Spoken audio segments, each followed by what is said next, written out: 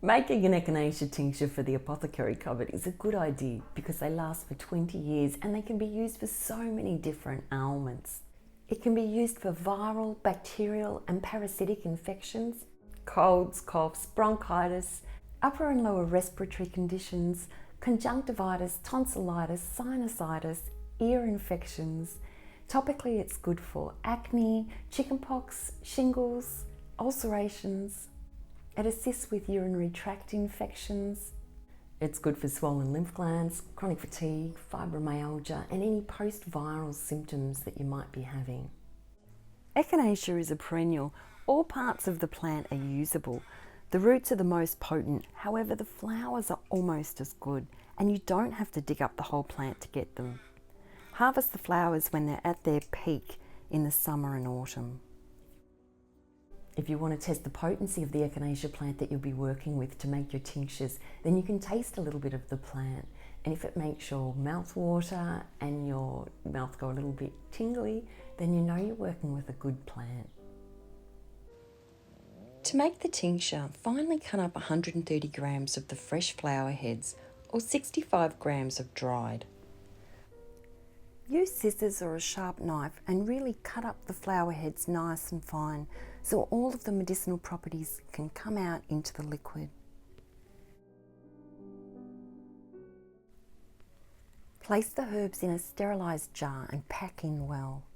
Then cover with 250 ml of alcohol, or that's 8.45 ounces. And the alcohol I use is vodka and it's 40% alcohol volume. That's about 80% proof. I like using vodka because it's a nice, clear, clean alcohol. You could also use gin or even maybe tequila, so long as it's around the 40% alcohol volume.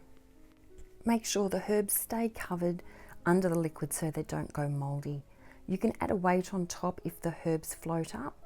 Place the lid on and shake daily for 6 weeks. And then store out of direct sunlight. After you've labelled it, of course.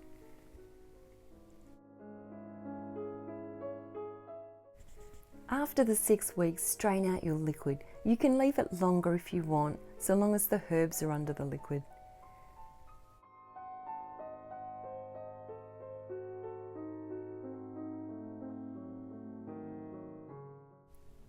Squeeze out all of that goodness out of those herbs. It's amazing how much the herbs retain.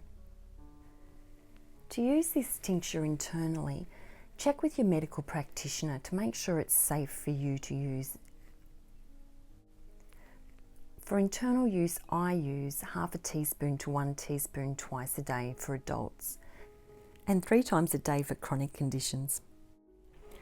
Echinacea is not recommended for people who are allergic to plants in the daisy family.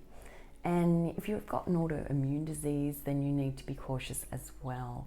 And obviously you have to make your own choices, as I'm not a doctor to tell you what to do. Also, if you're asthmatic, then you need to be cautious as well. Once it's strained off, I pour it into a dark amber glass jar.